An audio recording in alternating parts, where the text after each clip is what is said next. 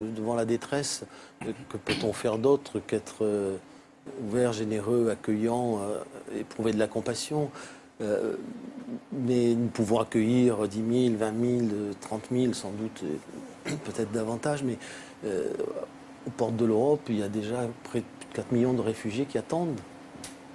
Et si la situation au Moyen-Orient continue à se dégrader, il y en aura demain 5, 6, 7, 8. Nous ne les empêcherons pas d'entrer. M. Orban peut mettre des barbelés, nous nous empêcherons d'entrer que si on leur tire dessus. Et personne ne peut empêcher une telle vague de submerger les frontières. Personne, sauf, encore une fois, tirer sur ceux qui arrivent par la terre et à noyer les autres dans la Méditerranée. Donc si nous n'allons pas régler le problème au Moyen-Orient, nous allons nous trouver devant une situation incontrôlable.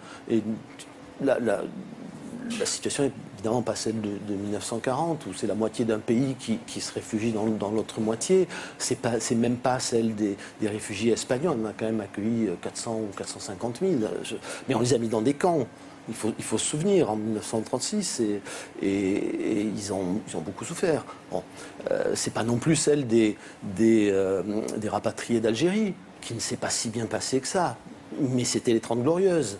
C'était des Français. Là, on se retrouve avec une vague qui est ingérable. Les sociétés européennes sont malades.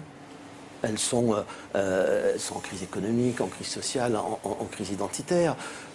Et donc, il ne suffit pas de dire nous allons être généreux. Il faut de toute urgence aller régler le problème à la source, parce que sinon le phénomène sera incontrôlable.